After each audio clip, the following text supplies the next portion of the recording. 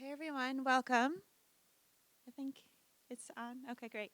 I am going to use the microphone because the session is being recorded, so I hope everyone can hear me. I am so glad to see all of you here today. I know you've all had to take time out of your day, whatever else you were doing, to come to today's session, whether it be for the free food, which it looks like there's still plenty of if you want seconds. I have no problem with you getting up in the middle of this workshop to go ahead and get more to eat or more to drink. Or perhaps you came because we're talking about something really, really important, which is parent-child communication. You know, I think in our lives, there's certain things that we get really passionate about and things that we can just kind of go on and on and on about. And I can go on and on and on about parent-child communication and parenting. So my name is Jen Reinke, and I'm an associate professor in human development and family studies here at CSU. I am also a licensed marriage and family therapist and a certified family life educator. I'm also a student parent myself, so I am a student pursuing a master's degree here at CSU in the Student Affairs and Higher Education program. And I also am a parent of 5-year-old twins, a boy and a girl. Reese is our son, Rowan is our daughter. They're kindergartners this year, which is very exciting. That doesn't make me an expert. That just makes me a parent, and a parent who really cares about parent-child communication. So while I will share my own stories and own ideas, I hope that as we move through today's workshop and things come up and you have questions and you have your own experiences, I hope that we can just kind of help each other out and troubleshoot and problem solve, because we all do have our own experiences on this topic. So I'm going to go ahead and begin, and I hope that you all have a copy of the book, How to Talk So Kids Will Listen and Listen So Kids Will Talk. There's a couple more by the door there in the chair. There's several editions of this book, many iterations, and it's really become kind of a worldwide phenomenon in terms of the popularity.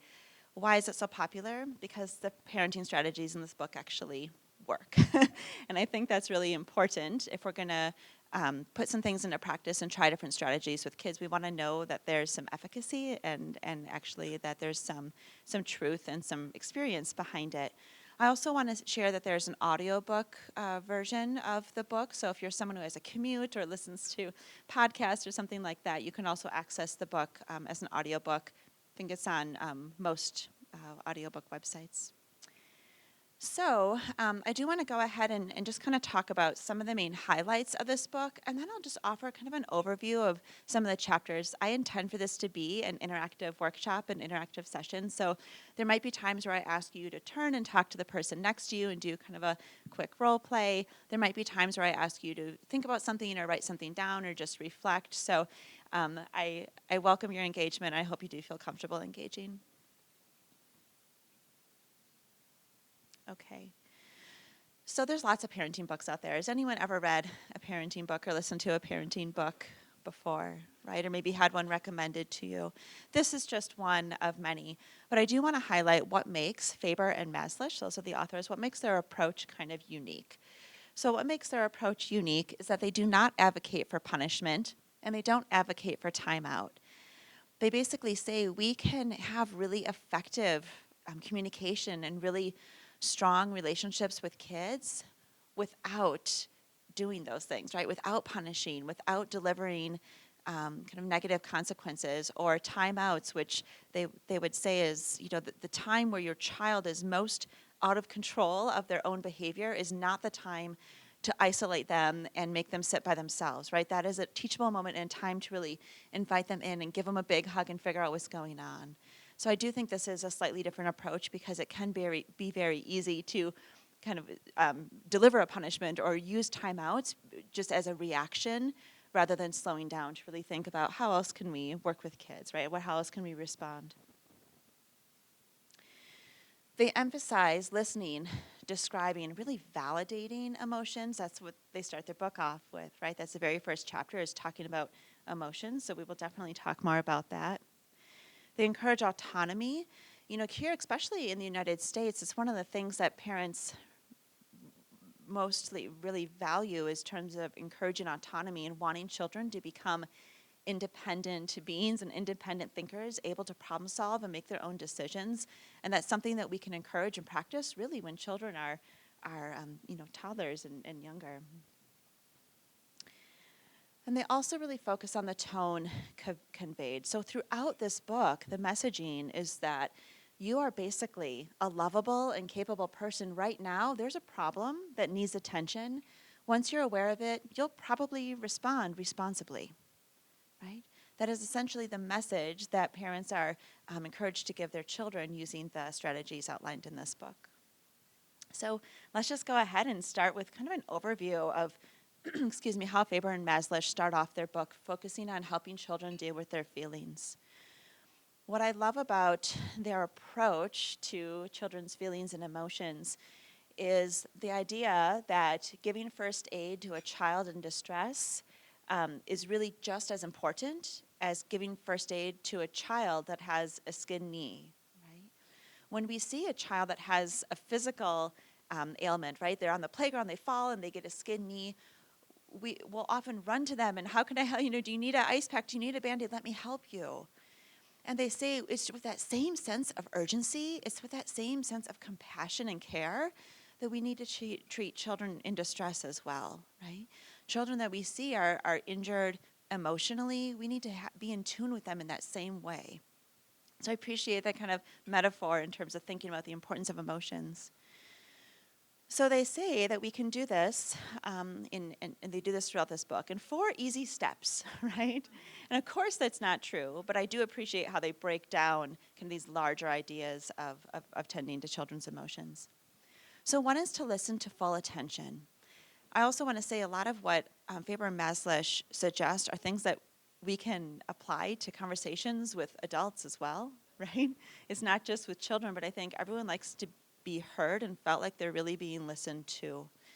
So listening with full attention, that might be eye contact and stopping what you're doing and making dinner and putting together lunches and looking at the child and really listening to what they're trying to tell you, right? Part of listening to full attention is recognizing that whatever is going on for that child is the most stressful thing in their life right now, right? The fact that someone took their purple crayon without asking, and now they're stuck with coloring with a green crayon, that is what is essential for them right now at this moment. As an adult, it can be easy to kind of brush that to the side of like, that's really not a big deal. Let me tell you about the real world problems. But for that child, that is the real world problem. And so honoring that and really paying attention to that. Acknowledging their feelings with a word. I'm guilty of this myself. I talk a lot. When my child starts saying something, I will often want to like respond. It can be more effective just to say, right? Because you're giving them the eye contact, you're giving them the presence, and just saying a or oh, that's giving them kind of permission and encouragement to keep saying more, right? To keep sharing more and talking more about how they're feeling. Also giving a name to their emotions. Y'all have seen those emotions charts before, right? And smiley faces and sad faces.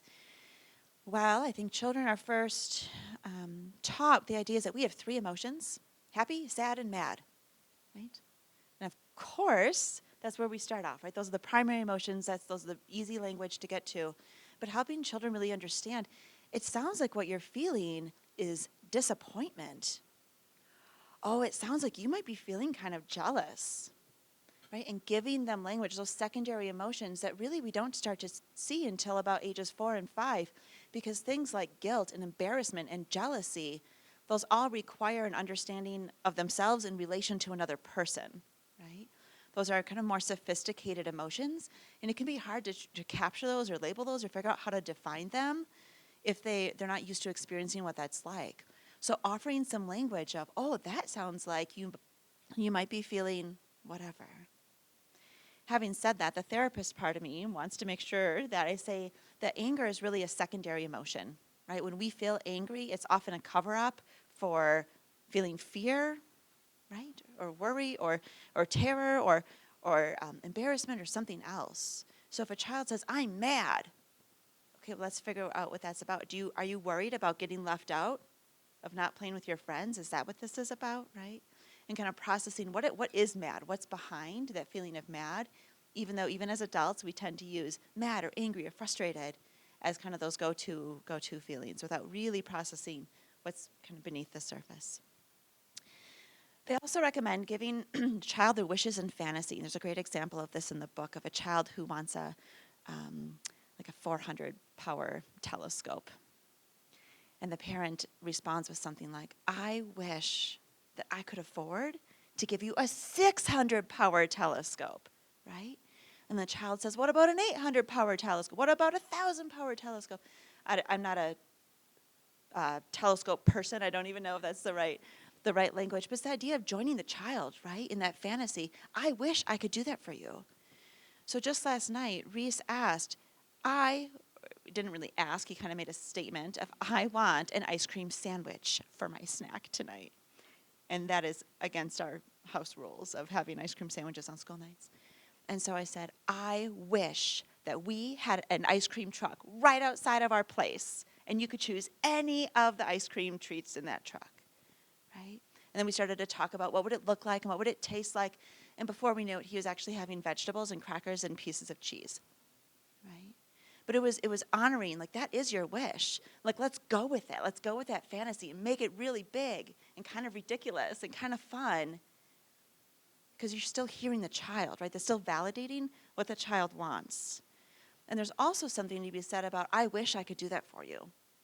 I wish we could have ice cream every night for dinner. That would be amazing, right? Let's do this other thing instead, right? And so I really appreciate kind of like joining the children on that journey of exploring these really kind of infinite possibilities with whatever they're wishing for. So there's a couple of things to keep in mind in terms of emotions. And maybe you've heard this from children before of, I'm so angry, I want to kick this person or hit this person. I hate this person. So what Faber and Mazlish say is all emotions should be accepted, right? Emotions should be accepted. All behaviors should not be accepted. So it's one thing to say, I can see you are angry. Boy, you must be feeling, right? And give them some different language to use. It is not okay to throw your sister's princess crown out the window. It is not okay to hit me.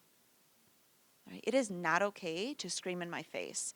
We still get an opportunity to lay down boundaries, right, and expectations. Your emotions are always accepted. Not every behavior is accepted and appropriate. Right?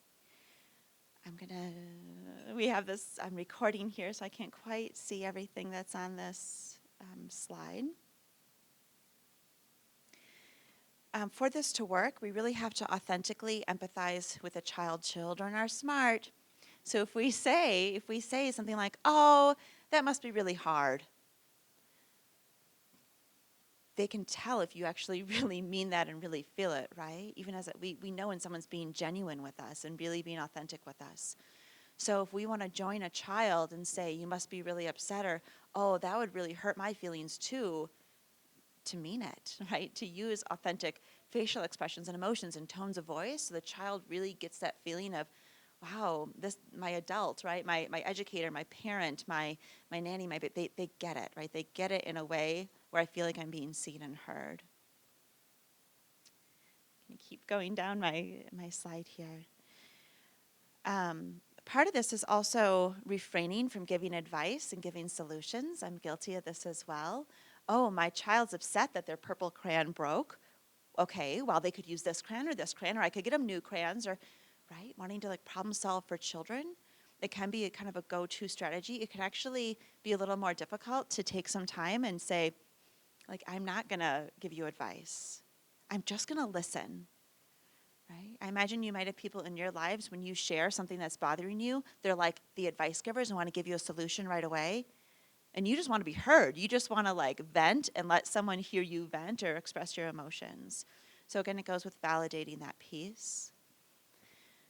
The last part of this is recognizing that kids don't have to be happy all the time. They deserve the right to feel miserable, right? They have the right to be upset and to process that and to figure out how to navigate those feelings. That is their right. And so by trying to make things better and good for them all the time and have them live in this magic princess Disney World land, It's just not reality. You're depriving them of opportunities to work through those really tough emotions. Those really tough emotions, even though breaking a purple crayon might be a really big deal for a 3-year-old, it's giving them skills and opportunities to practice figuring that out. So when they do have really tricky, challenging situations in middle school and in high school and in emerging adulthood, they have the skills and the capacity and the confidence to be able to navigate those tricky emotions later on. I'm going to pause here for a minute. I'm curious if anyone has feedback or things that are coming up that you wish to share or any questions.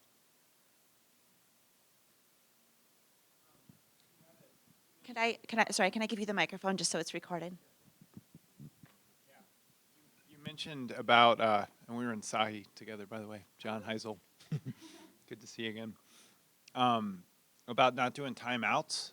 What about time ins? That's something we do with my kid where we don't like leave them and put them in isolation, but we'll set a timer and, just that's his time to like be still and not do anything fun or distractions. Like, what's the book or what's your opinion about that?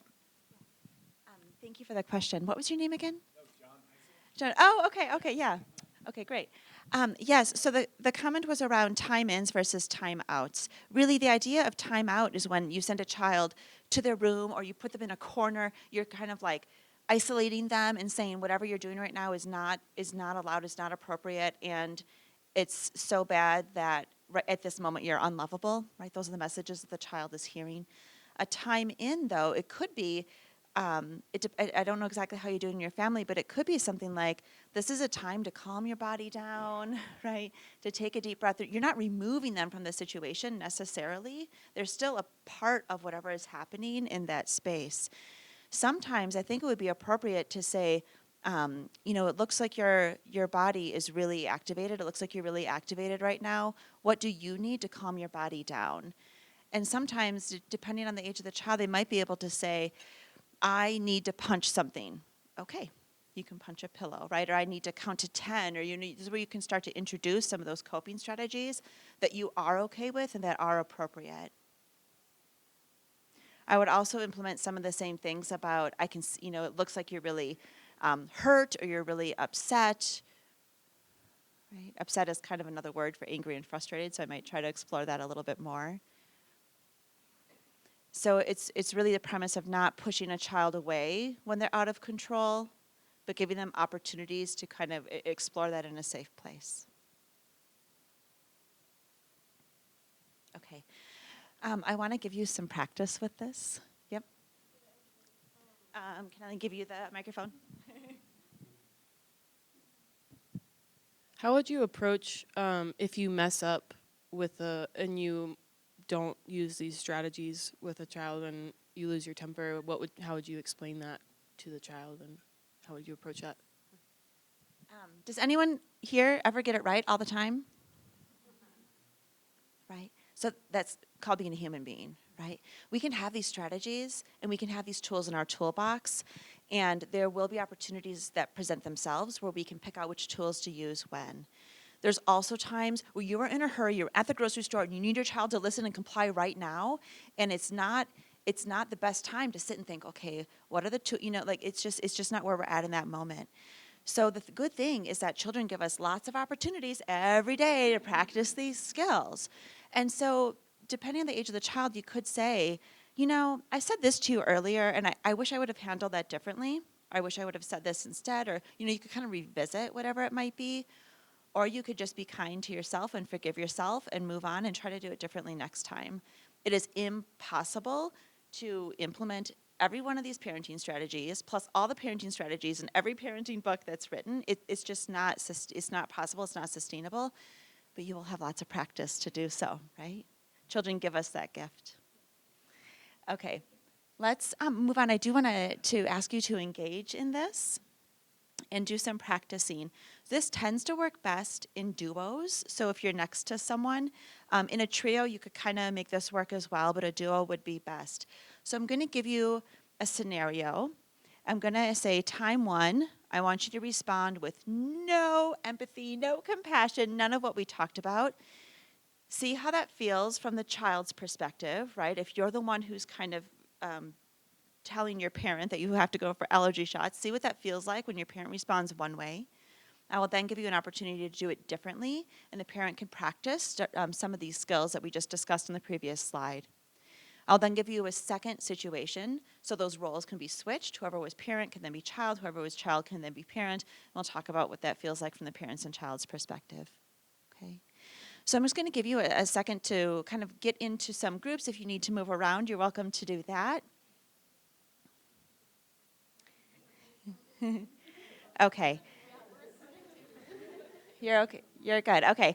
So let me go ahead and give you this scenario and conversation one. So figure out who's going to be the parent, who's going to be the child.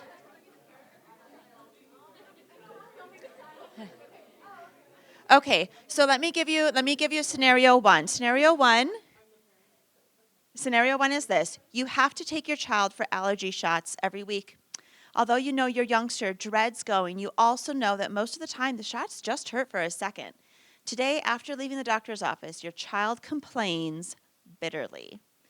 So your first conversation is that the child starts complaining. Try to get your child to stop complaining by denying his or her feelings, okay? Everything that you shouldn't do.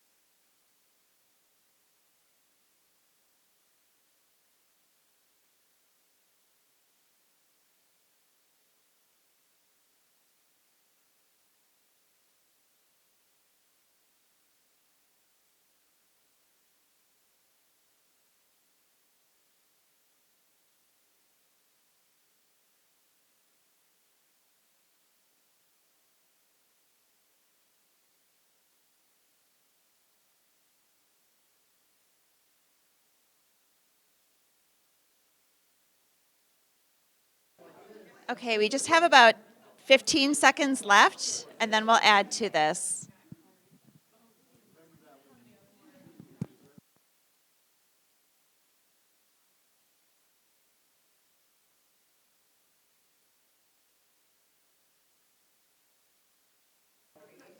Okay, so let's stick with whoever was parent, stay parent. Whoever was child, stay child. And this time the child starts complaining, right? The situation hasn't changed. The allergy shots still hurt. Now try to really listen and show that you hear and accept your child's feelings. Try putting into practice some of what we just discussed.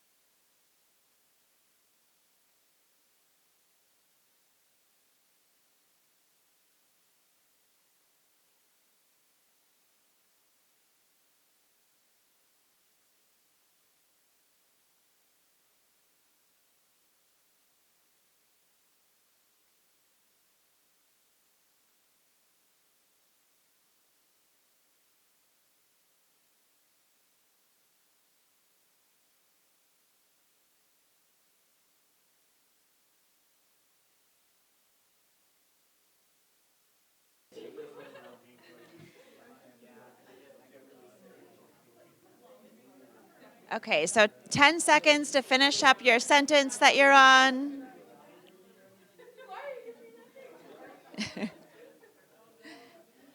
Okay, so before we debrief what that's like, I want to give you the chance to play the other role. So let's give you a different scenario. Whoever was parent is now child. Whoever's child is now parent. And let's give you a different situation. Your 8-year-old son comes storming into the house, slams the door, and yells, "I'd like to punch Michael in the face." Okay? So, conversation one is to respond to your child by denying their feelings. So let's practice that.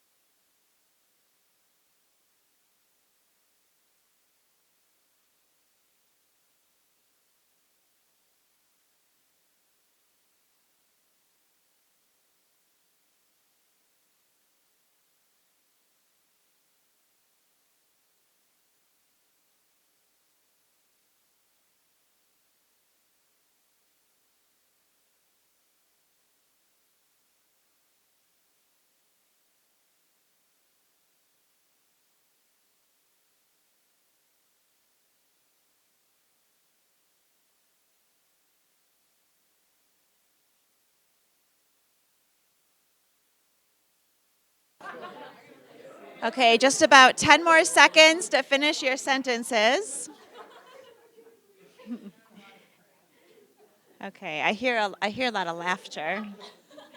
All right, now conversation 2. So try to really listen, try to really hear what the child is saying, and accept whatever feelings that they might express.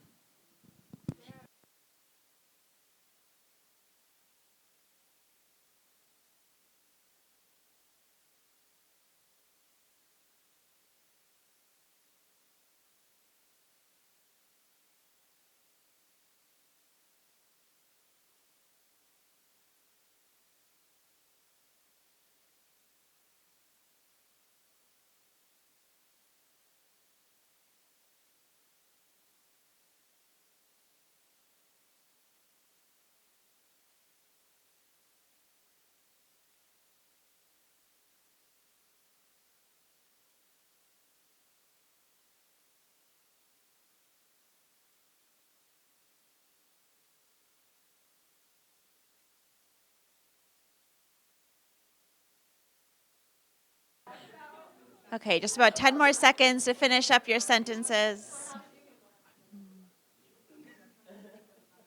Okay. Okay, so I'm curious to hear when you were the child and your parent was kind of denying your feelings, maybe they said something like, "Oh, allergy shots aren't that bad. They get over really quickly," or, "Oh, maybe you should find different friends," right? When your parent denied your feelings as a child, how did that feel? Yeah. Um, I can't speak for both of us, but I think I might be able to. We both had a lot easier of a time doing the first response, the unhealthy response. And so it definitely brought up a lot of um, failures of our parents, or at least mine. So thought that. So that's sadly interesting. So this isn't like a blame the parents kind of a session, but I think there's something to be said about that. So it could be easier. Did anyone else find it easier to offer the unhelpful, not validating response, and kind of like get over it? It's not that big of a deal, right? Because it's a reaction, right? It's a reaction that we have rather than pausing and really thinking about what we're saying. Okay. How did it feel on behalf of the parent when you offer that kind of a response?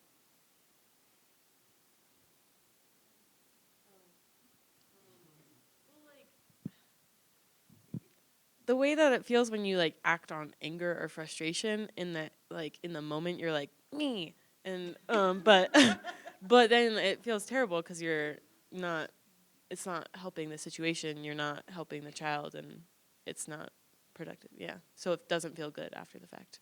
Yeah. When you were the child, did anyone feel more angry when their parent was dismissive? And then were you angry about the allergy shot and Michael, or were you now angry at your parent? Right? And so we can see how that can shift when now it's like you're not listening to me, you're not hearing me, when really the focus was on the original, right? The allergy shot or Michael, whatever it was. Okay, so let's flip that, right? What happens when we do something different? How did you feel as a child when your parent really slowed down and listened to you and tried to validate how you're feeling? So when we were doing it, I noticed that like when we were listening to each other, we felt so much more supported. It's almost like that emotion de-escalates itself. Just hearing someone listen to you and understand your feelings and having that validation really helps dissuade some of the anger and things like that. So it felt really supportive. And then we decided to do something without Michael. So I love that you said it kind of like, I don't know if you said dilute or yeah. So it's almost like you add, like you kind of brush it with a bunch of water, right? And whatever the issue is, it kind of makes it like not as big of a mountain as maybe it originally felt when someone just really hears what you're saying. Does anyone else wish to share? Yeah.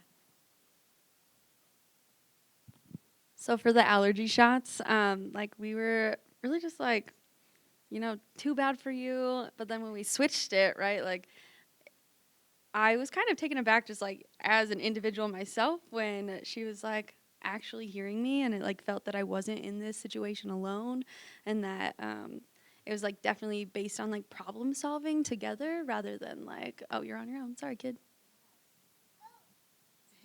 So it kind of presents more of a teamwork approach. What also can happen when we're talking to kids, we can butt them. So I know it hurts, but it's only a minute, right? When you use the word but, it kind of dismisses everything you just said. So when you say I know it hurts, it kind of erases that little moment of validation, and all the child here is get over it, right? It'll be over in a minute. We use but so many times in our language, right? It's just kind of a go-to phrase, but it can really serve to be unhelpful in many ways. What did it feel like as a parent to put these skills into practice?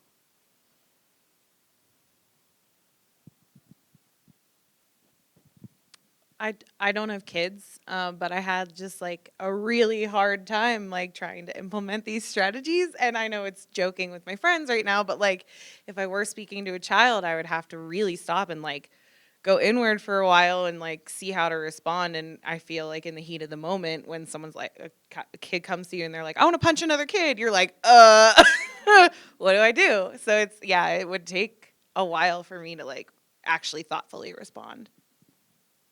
And I think that brings a really good point, and then I'll come to you, Lisa, of what you asked before, of like, what if you can't implement all these things all the time? Because the reality is we're often not just parents or adults or educators.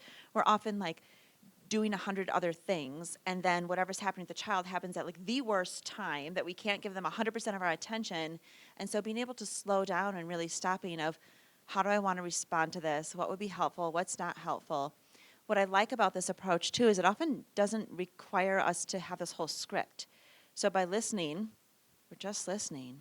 By even responding with a word, it could be, oh, right? It's not like this whole huge thing we have to memorize, but it's really just kind of slowing down and acknowledging that. Thank you for sharing. Okay, Lisa. Kind of along those lines, I was saying that I think often in the moment as parents, we're like, just be, like when you're stressed and the kid's stressed, and that it seems like it's more work to think for a minute, like, okay, how am I going to respond? But usually by doing that, the de-escalates so much faster that you're like, it's kind of that go slow to go fast. But it's so in the moment, sometimes you forget that. But it almost always works out that way that you're like, oh yeah. Even if you said, wow, that's a lot of emotion, let me think about how I want to respond, right? Even just being able to say that and rather than automatically dismissing them. So. I like the idea of asking for more time too, and kind of giving yourself like, I just need a minute to think about what I want to say, right? You can do that, right? Like that's part of the rules of the game. You can do that. Okay, yeah. Just real quick on that point. I'm kind of a new parent, so responding like it's the same as responding to a friend. Like I don't know, to role play. Somebody comes to you with a problem, so I don't know if that helps. And secondly, I just noticed like in both role plays, like the first denying the emotion, like a body, like my shoulders were up and it was like a stress and like I was talking when Ryan was asking questions, I felt like I could actually relax and answer his questions and he was validating my emotions and it was just interesting that like physical response between the two scenarios that I've never really thought about. So Yeah, I was gonna say with both kids and adults, I think a lot of times, like for instance, in the situation, most even kids, if they walk over to you and say, "I want to punch Michael in the face," they're probably not going to. They want to like vent about it. So responding in those listening ways provides that safe space where the kid feels trusted that they can say what they want and that there isn't harm. Coming from the other side of denial is the side of judgment where they feel like whatever they say they're going to be judged for, so you're taking away that safe space. Thank you for your contributions. Did anyone, so one of the skills was to join your child in fantasy. Did anyone wonder about that with punching Michael in the face? Like, how would you do that? So it would probably be inappropriate to say, well, I wish I could punch him in the face too, right? Did you have a comment or a suggestion? I guess you could ask, like, if you were to punch Michael, what do you think the consequences of that would be? Or, like, how do you think, what would you feel better after? And, like, play it out and really think about how the kid think about how it would affect them emotionally and then how it would affect Michael emotionally. And then earlier when we were talking about the skills and stuff, it's like a muscle almost, like practicing. I think practicing the skills when it's not a heated moment makes it easier when you are in those moments to be able to implement them. Yeah. I agree. I think practicing this until it becomes kind of like your second nature, right? Something that you can easily grab, and those tools aren't like so far in the toolbox, but they're kind of on top. So something like, joining the child in fantasy might be easier when it's a less like high stakes of a problem, something that doesn't seem as big of a deal. But even something like, I want to punch Michael in the face, a parent could kind of make, well, I get really mad when cars cut me off. I wish I could punch cars in the face, right? You could, or I wish I could punch sharks in the face, or something like that. You could still kind of engage in that same level of things that are bothering you as well. I'm going to go ahead and move on. Just for the sake of time, I want to be sure we're getting through the main tenets of the book. So that was just chapter 1, y'all. One chapter. One chapter. So the second chapter of Faber and Maslish's book really talks about encouraging cooperation. Does anyone ever want your child to do something and don't know how to get them to do it? Right. So they have some strategies in place in terms of how can you really have your child join you and kind of be on board with what you're asking them to do. So something, I'm thinking about, my poor children, I use them as examples all the time without them here to defend themselves. But Reese, the other night, set up this really intricate marble set, all over our stairs, and he had boxes as these different levels, and kind of had this whole thing going down. It was dangerous, right? Because obviously we wanted that removed before everyone went to bed. And so I could have said, Reese, will you pick up your marbles? Reese, I've asked you to pick up your marbles. Reese, you're not picking up your Reese, if you don't pick up your marbles, I'm going to throw them away. Right? Does that sound like anyone's house sometimes? So what their strategies are, say, you don't got to do that. Number one, that's way too much language, right? That's way too many words.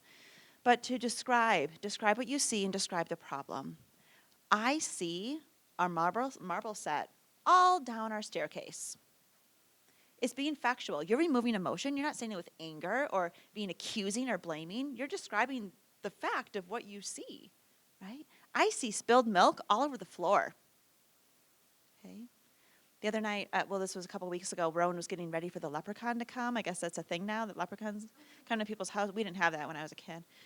But anyway, so she was getting ready for the leprechaun to come, and she was cutting up all this stuff, and there was just this homemade confetti all over our floor. So I see a bunch of colored paper all over the floor.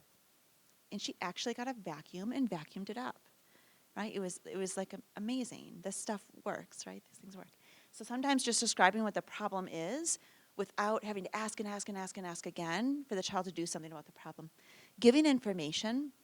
So it could be marbles belong, we have a Mickey Mouse lunchbox. Marbles belong in the Mickey Mouse lunchbox. Right? That's the information. Again, I'm not being, I'm not angry. I'm not being accusatory. I'm not blaming. I'm just giving information. The book has an example of someone who left milk on the counter. Milk gets spoiled if it's not put back in the refrigerator. The thing with giving information, just to be cautious of, it has to be age-appropriate information. So if you were to tell a teenager, milk gets spoiled if left out on the counter, you might get a little bit of a pushback on that of well, then put it away, Mom, right? You could imagine a little bit of attitude perhaps with that. And so just to be kind of mindful of what information is needed at that moment. There's other examples in the book of someone right after they're out of the shower, they leave a wet towel on the bed, and just saying, towels belong in the bathroom, right? Just it can be one sentence of information. Say it with a word. So you could, you could first describe the problem. Marbles are on the staircase. Marbles belong in the Mickey Mouse lunchbox. If I've already said that, I could just say, marbles, right? Saying it with a word or milk or towel or whatever the thing is, saying it with a word gives me permission to not go into this whole lecture, right? And say it again. And once you start talking and talking and talking and talking, does anyone ever feel like they kind of get tuned out by their kids, right? You say too much. So just say it with a word. Sometimes that reminder is enough to be oh, God, I got to go get that towel, or, yeah, I got to go pick up the marbles. Right? So this could be a progression, right? Let's say you try those 3 things, and it doesn't work. Or for some parents, you could just kind of go to any one of these, right? Different strategies are going to work at different times. You don't have to do all 5 of these every time. One is talk about your feelings. So I get upset when I see marbles on the staircase because we turn off our lights at night, and if I need to come into the kitchen, I could trip, right?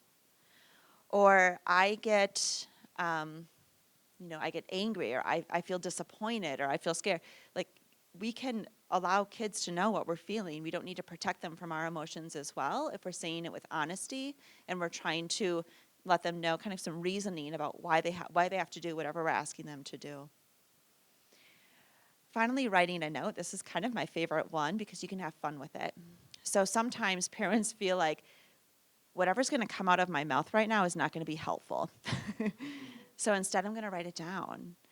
So I did this one time with Rowan. Rowan really loves to wear my jewelry without asking. And there was one time that I couldn't find a necklace. I was trying to get ready for work. I was, kind of running around the house, and I couldn't find my necklace. And so I wrote a note, and I leave for work before they're up in the morning to go to school. And so I wrote a note, and I said, "Dear Rowan, I can't find my favorite necklace. Do you know where it is? Love, Mom." I didn't blame. I didn't accuse, right? I wasn't saying, "Give me my necklace right now," right? But it was a note. Mind you, when I gave her this note, she couldn't read. This was the beginning of kindergarten. But she could read her name. She knew the note was for her, and she got to ask Daddy to read what the note was. When I came home, the necklace was on the kitchen table next to the note. So it's a way to encourage cooperation. I wanted my necklace back, right? She was still sleeping, so the opportunity presented itself for a note. There's also examples in the book, like with really young kids, of parents writing something on there was a parent who wrote, toys need to get picked up in the playroom, and folded it into a paper airplane and zoomed it in by the child.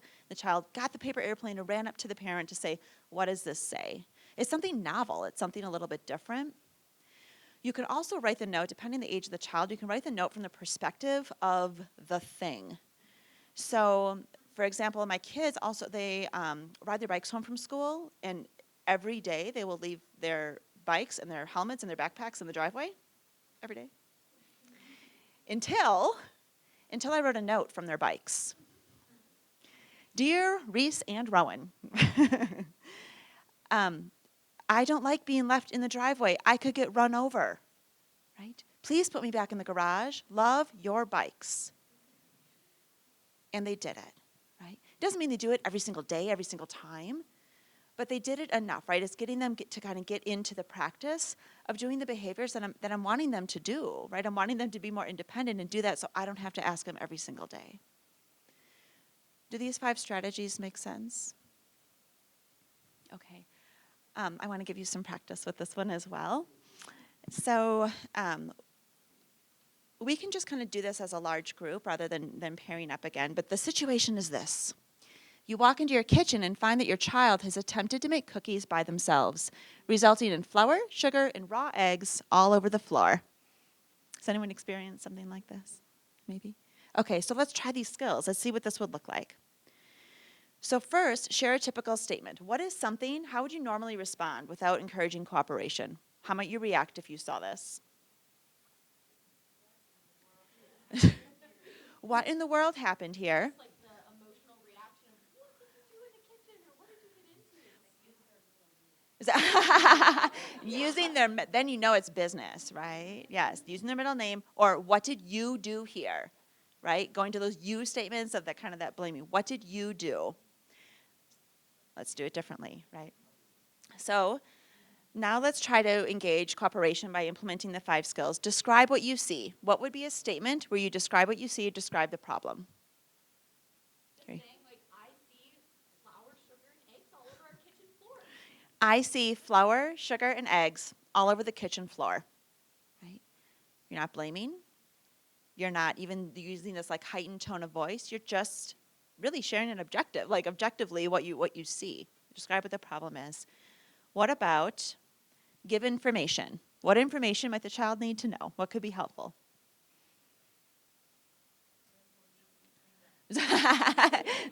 Okay, this will need to be cleaned up. Right. So now you're asking questions. So how could you phrase that so it's not a question, but it's information? Look at these Clorox wipes. Okay.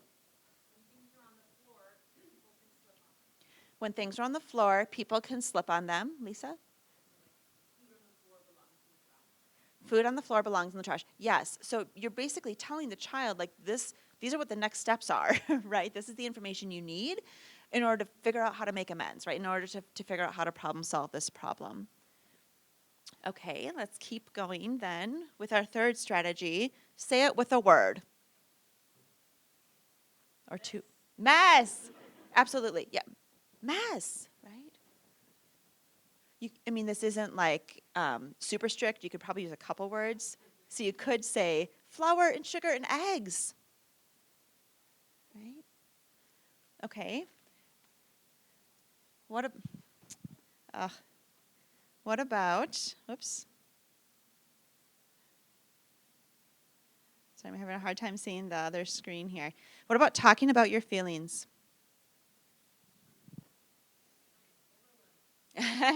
Right. Yep. I'm overwhelmed. I'm disappointed because I spent time, right? Because now you're saying how you feel about having to clean up this mess. I'm worried you might get sick from the raw eggs, right? Or I'm upset that now I'm going to be late for work because I have a mess to clean up. What about a note? What could a note say? Say it again.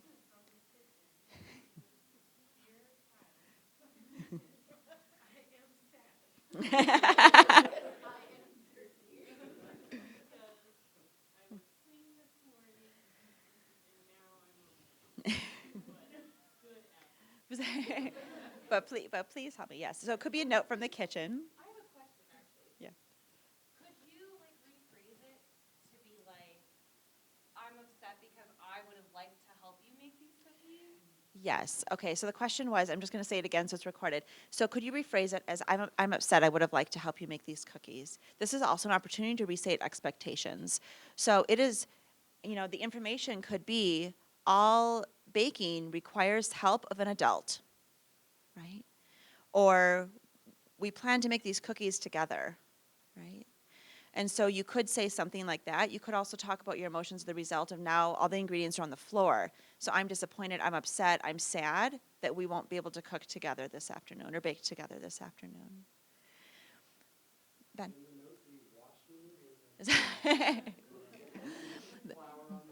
The note could be wash me. Yes, it could. It could also say something. So I like to take the approach of like the thing talking to the child just because it's a little novel and a little bit more fun than coming from a parent. But you could also write it from the parent. So, dear child, I see the kitchen floor is a mess. There's Clorox wipes, in the kitchen, and I left the broom out for you. Please have this cleaned up before you go to school. Love, Mom, right, or whatever. And I don't even know if I would say please, because now that almost sounds like a suggestion rather than an expectation. I might just say, have this cleaned up before you go to school. Okay, so again, the idea isn't that you have to do all 5 of these every single time in order to encourage cooperation. There's likely going to be situations that lend themselves to different strategies, right? So again, in instances where your child is off at school and you notice something, maybe leaving a note for when they get home would be appropriate. In instances where you come down or you see something, just saying a word or describing what you see can be helpful as well. Knowing that children might be like, this is kind of new for them too. This is new for you. These skills are new for you, and it's a new way that their parents are now engaging with them. So you might need to try a couple of things to see what's going to work with the child in that specific situation. Okay, let's keep moving on. So here's where the alternatives to punishment come in. We already said that they don't advocate for punishment and timeout. So what do they do instead? Do you just let your kid run around doing what they want when they want? Oh, no, right? And so they have 6 strategies in place. So the first is to express your feelings strongly without attacking their character, right? We are not putting children down or insulting them or saying bad things about them, but you can still express how you feel. So let's say your child runs across the street without looking, of, I am mad that you ran across the street again without holding my hand. I get scared when I see you run out in the middle of traffic. You can use that kind of tone of voice, right? Because you're mad, you're scared. You don't have to kind of sugarcoat it to say that you're not. But so your child really knows how you're feeling. State your expectations. So it could be, the child that comes home and plays video games rather than doing their homework. I expect that all homework will be completed before you play video games, before you play with friends, before you go to soccer practice, whatever the thing is, right? So just restating expectations. I'm disappointed when you make other choices.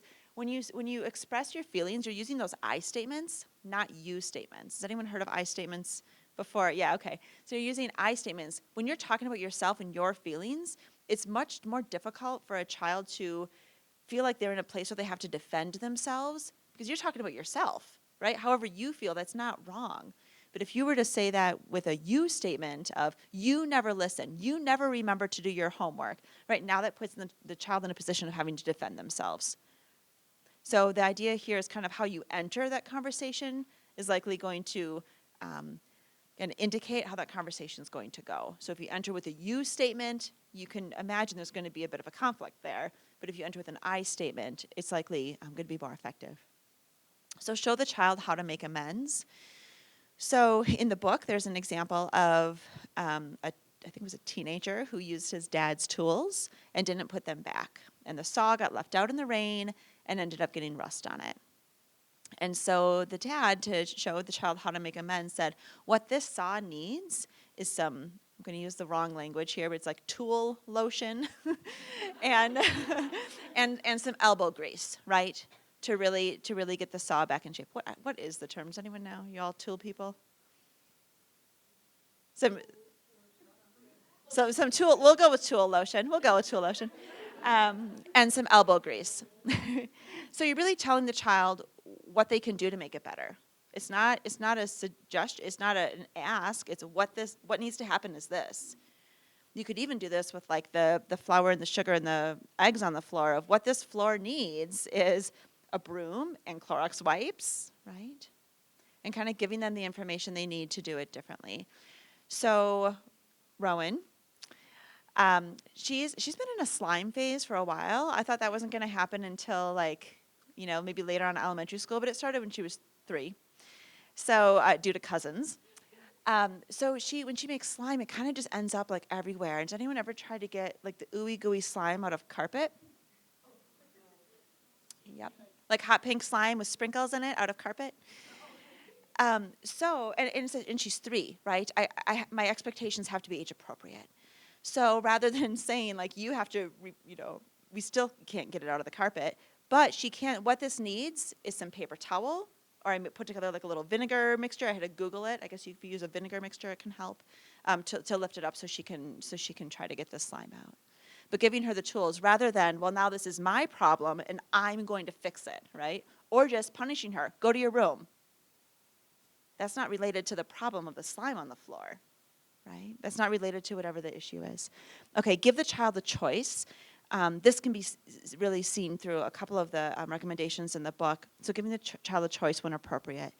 So rather than, it's time to take a bath and you didn't take a bath and you're not going upstairs right now, so I'm going to shut off the TV, right? That's like a threat or a punishment. The choice would be, are you taking a bath now or in 5 minutes? Child's still taking a bath, right? But they get to have some choice in that. You want your child to wear a jacket outside because it's negative 20 degrees. It's amazing to me, by the way, in elementary school, how many children go to school with shorts and T-shirts on, mostly boys, right? Like, that's amazing to me. I don't know how they do it. But giving the child a choice. Do you want to wear your blue jacket or your red jacket today? Right? They're still wearing a jacket, but they get some choice in terms of what jacket to wear. Taking action. So again, in the book, the one with the tool, the saw being left out, the dad finally took action and he locked his toolbox, right?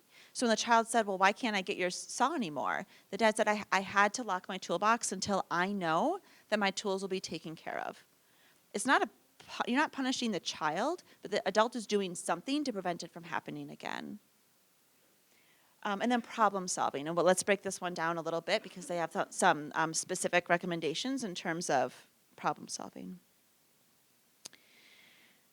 So if we kind of look at this alternatives to punishment, again, problem solving is one of them. Some ideas around problem solving is to talk about the child's feelings and needs.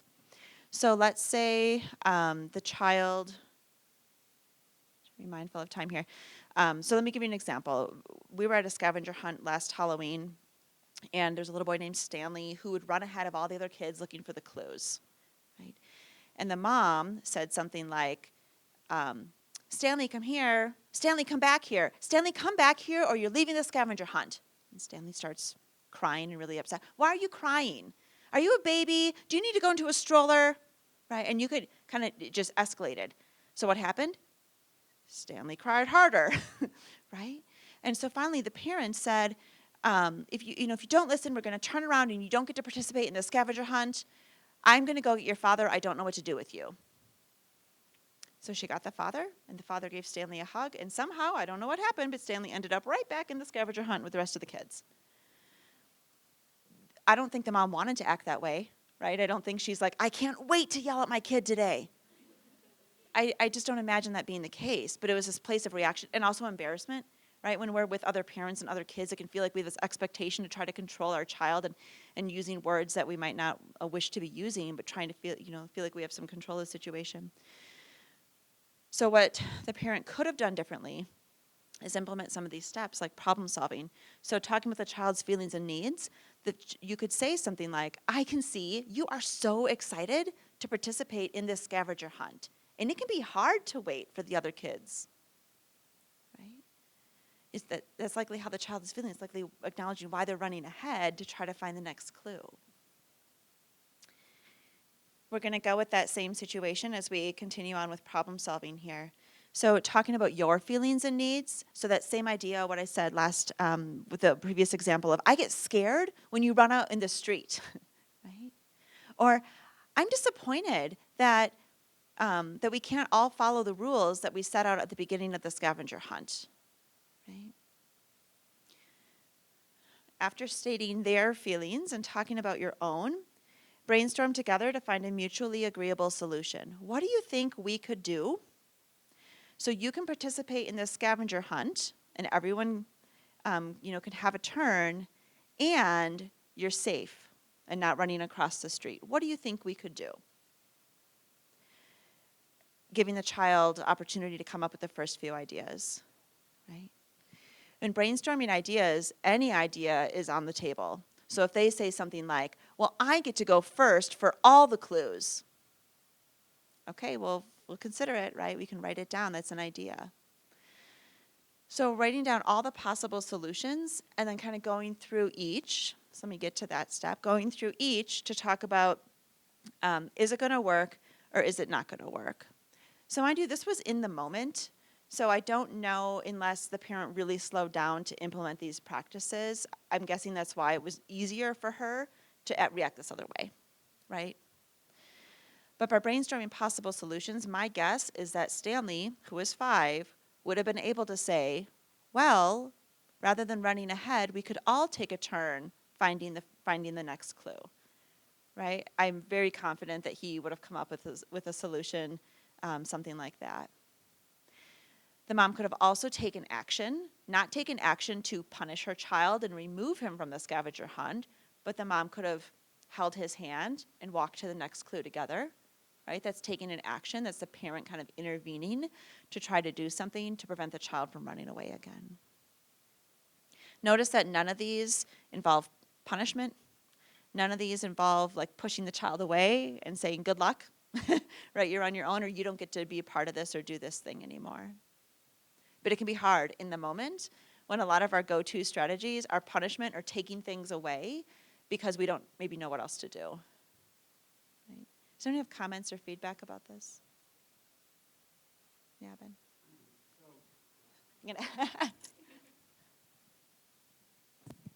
One of the things I've noticed and wonder about is that's not fair, right? Like, I feel like kids have this idea of fair, which is not real. How do you problem solve through that? Before I answer, I'm curious if anyone else has ideas or ways that you've handled that's not fair. We do a lot of the observation. Well, nobody else is standing on the table right now. Do you think this is a good place to stand on the table? Right? Like where else can we stand on the table to make it fair? So Okay, so just kind of acknowledging what other kids are doing. We get that's not fair between our two kids, right? Like so and so gets this, but I don't get this. And so I might say something like, it might not be fair, but it's what he needs right now, or it's what she needs right now. And just acknowledging that people are different and need different things at different times and get to have different things at different times. I usually won't say, well, life's not fair. Like I usually wouldn't respond like that. But I just try to identify different needs. So yes, Rowan did get 2 pieces of candy. You're right. That's what she earned, or that's what she get, or and then we just kind of move on from there. So I usually won't pay a whole lot of attention to it. But we do talk about what's fair versus what is kind of, equitable, and the difference between those things. Even as young as 5, we talk about that, right? And people need different things. That can be tricky, though. Yeah.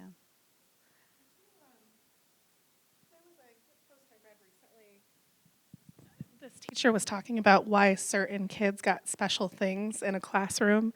And so she gave the example of, somebody cut themselves, so they got a Band-Aid, right? But then somebody else banged their head, and so she gave them that same Band-Aid. Or somebody else, has a bruise, but we're going to put the same Band-Aid on that. And so she was talking about how everyone is still going to get help, but that help is going to look different for everyone. And so she does this kind of outlandish, like she runs around with Band-Aids in her classroom and tries to put a Band-Aid on every single problem, but it's the exact same Band-Aid to kind of demo how it needs to be different for everyone. So I thought that was kind of cool. I do think I saw that. I love that idea. That's great. Okay, I'm going to keep moving on just to keep us on track. I'm going to move past this was the Stanley situation that we talked through. Let's move on to the 4th chapter, encouraging autonomy. Again, I think we're kind of programmed as a societal value to encourage autonomy in our children and have them be independent thinkers and make their own choices. And so imagine you are a 4-year-old, and in the course of the day, you hear your parents or parental figures or preschool teachers tell you, eat your string beans, vegetables are good for you. Here, let me zip that zipper for you. You're tired, lay down and rest. We tell children a lot how they feel. Telling a child how they feel is different than helping them identify emotions. And are you sure you don't have to go to the bathroom? Are you sure you don't have to go? We're going to leave in 5 minutes. You're not going to be able to go for an hour. Are you sure you don't want to just try? Right? I say this because I'm guilty of this as well. Now imagine you're 17, right? And your parent says, you don't need to learn how to drive. I'm much too nervous about accidents. I'd be happy to drive you wherever you want to go. Or, be sure to finish your homework before going to Bodie's house. When parents say messages like this to their children, how do you think children might feel about themselves? Or what their parents might think of them?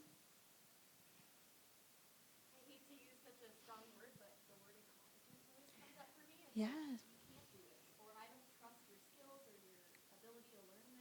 Yeah.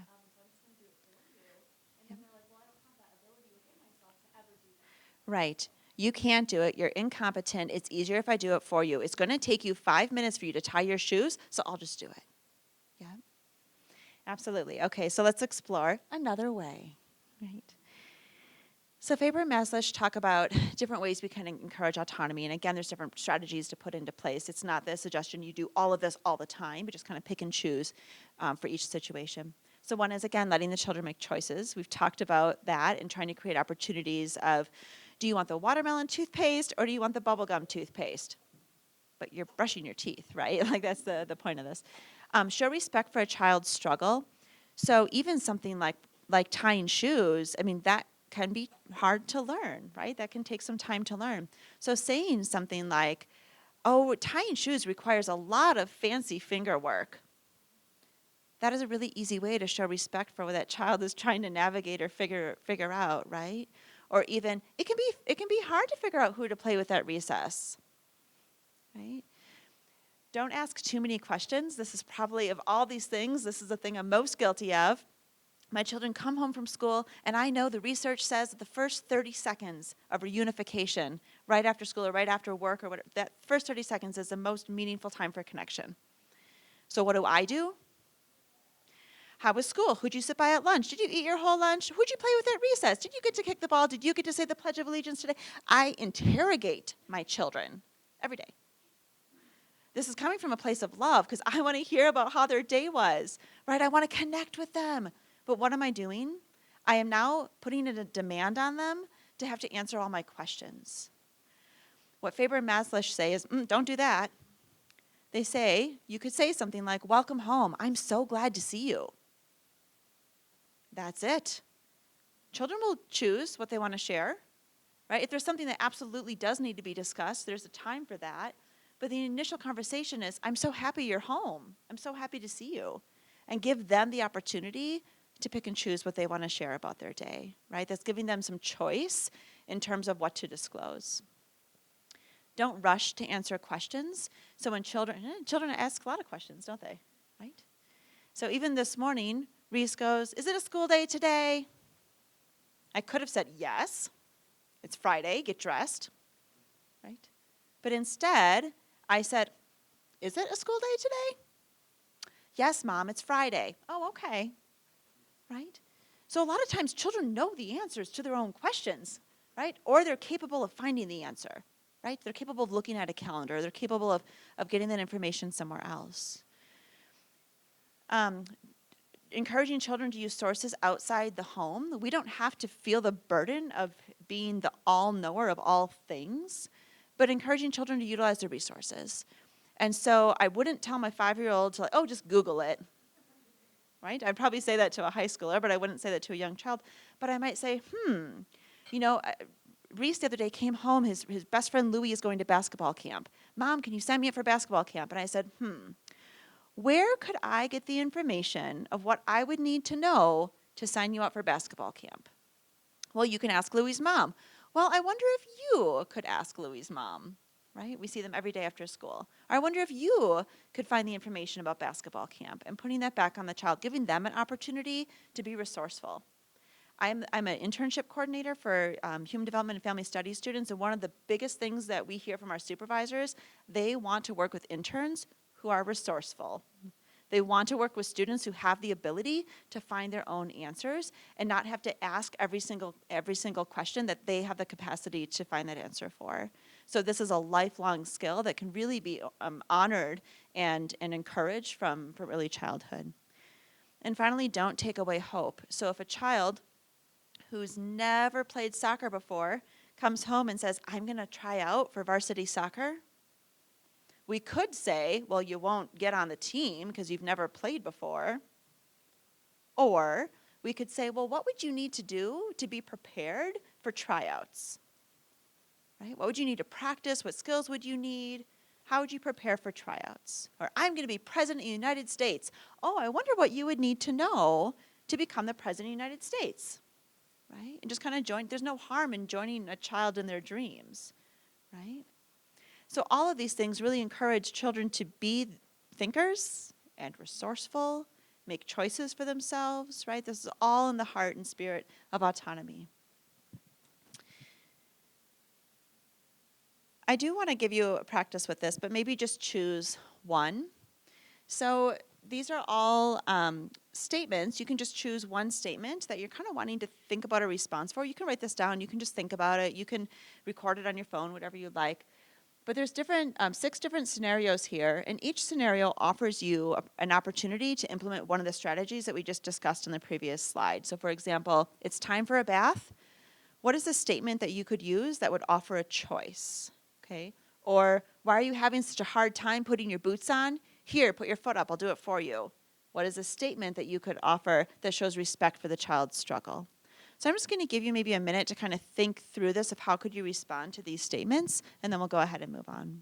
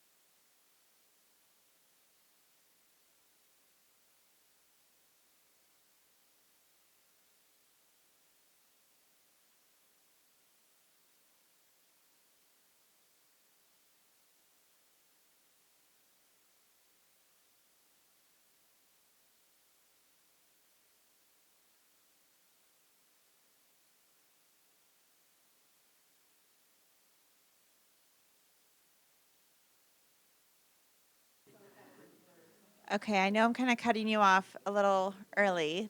So this workshop, this How to Talk workshop, Faber and Mazlish give this over like 6 weeks, multiple hours each week, so we get an hour and a half.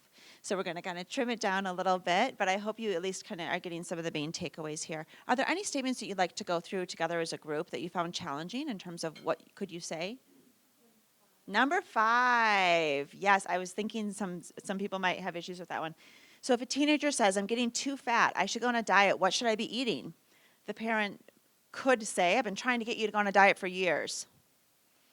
What might be a different way of responding to encourage that child or that teenager to use sources outside of the home? Did anyone have an idea of what you could say? Yeah. Maybe exploring like resources together and finding recipes together that sound good and maybe healthy, but also maybe finding underlying issues and going to the doctor. Yeah, so I like the idea of exploring things together. Normally, I would just say encourage the teenager to do some Googling, to find some information of what is a balanced diet, things like that. This particular area is a little tricky where I probably wouldn't just send a teenager off on their own. So I really like your recommendation of kind of sitting down and looking at things together, because this can be an extremely sensitive subject that I think does need some parent collaboration with, maybe that other sorts of subjects wouldn't. Yeah. Did you have an idea too? Sure. We're going to go see your PCP next week anyway. How about we talk about it then? Yeah, so if you know you have an appointment coming up with a doctor, this would be a good question for your pediatrician. Why don't we, our personal physical physician, why don't you say this question for them and see what they have to say? And also like validating them that being fat isn't bad, and not to like talk about yourself in a like negative way, and like encouraging them that, I don't know, just validating them, I guess. So validating could just be, it sounds like you're really maybe unhappy with how you're looking, or, unhappy with how you're feeling. Again, this body image and how we model it, how do we talk about our own bodies, what kind of messages are children receiving even from early on in terms of body image. So this is one that really can be handled with some sensitivity, especially just being a teenager is tough anyway, but especially around body image can be hard. Okay. Let's keep moving on. I'm going to, all I'll say about this, so this is a picture of Reese and Rowan. Last December, we went to the Cherry Creek holiday festival or whatever. So Reese is on the left, Rowan's on the right, and Rowan really wanted to dress herself. She's very creative. And I remember going into there's a coffee shop down there to get some hot chocolate, and I remember the barista kind of looking at Rowan, and I said, she dressed herself today. By me saying that, it gets at the idea of either talking about the child in front of them, getting into the minutia of the child's life. My mother still does this today, by the way. As an adult, she will come up, and if I have a tag sticking out the back of my shirt, she'll tuck it in, right? Like, it's my body. And so to talk about people's bodies, staying out of the details of the life, do you really need to point out that there's ketchup on their shirt? Probably not. Right? Do you really need to point out they got a grass stain on their pants? Probably not. When we talk about children in front of them, we take away some of that creativity and some of that self-esteem. I think she's over it. Like, I don't think I've scarred her, right? I think I've even showed her this picture and asked her if she doesn't even remember going, right? But I will never know what kind of internalized messages that we could be sending children by saying even little things like that, right? I was embarrassed. Right? I was embarrassed as a parent of, that's not the outfit I chose. Please know that that's not me, that's her, right? Rather than really focusing on how Rowan was feeling at that time of being able to independently make choices for herself. Okay. The other thing is watch out for too many no's. We say no all the time. Is it possible to say yes? So if Reese wants to play a game and we're just about to have dinner, rather than saying, no, we're not playing a game, I might say, yes, let's play a game right after dinner. Yes, you can watch a show right after you put away your lunchbox, right? And so saying yes when there's opportunities to do so can be really powerful.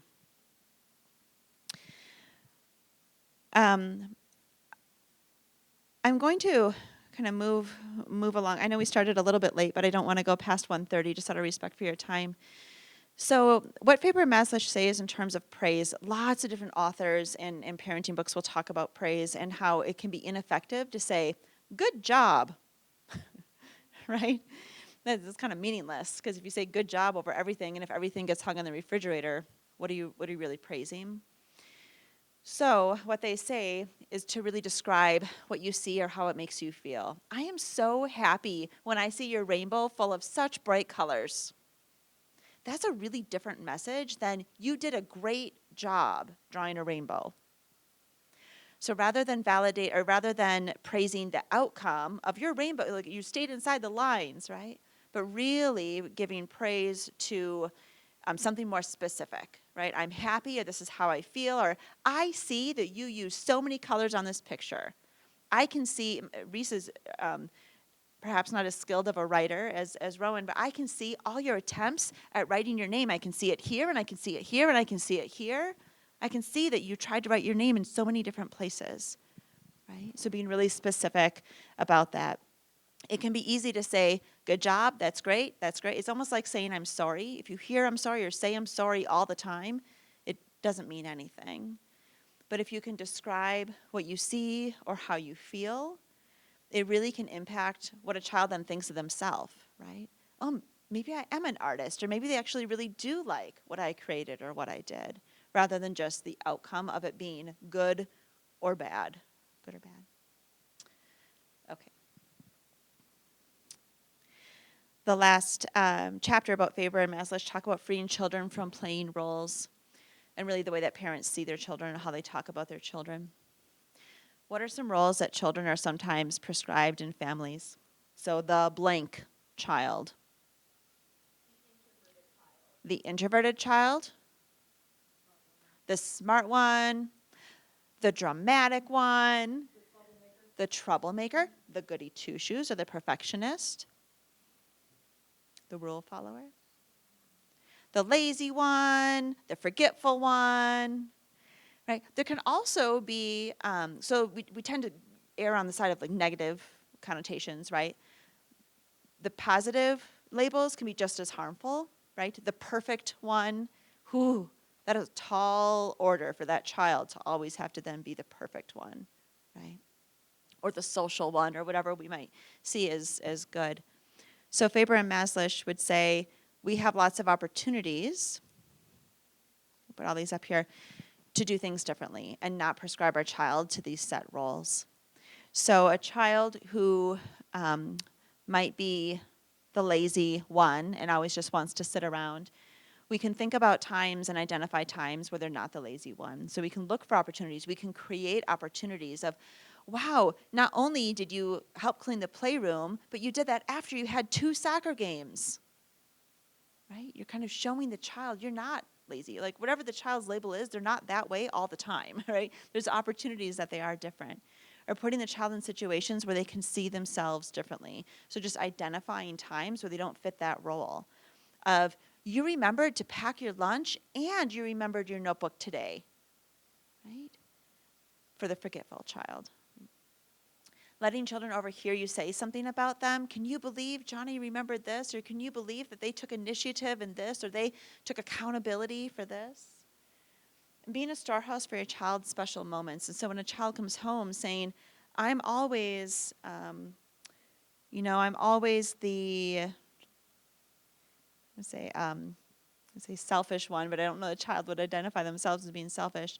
But you could look for opportunities to say, wow, you were so giving. I saw that you shared this with your brother, and you made this for grandma, and you even shared this with your friend at school, right? Kind of bringing up times in the past where they've done things that are different from their prescribed role.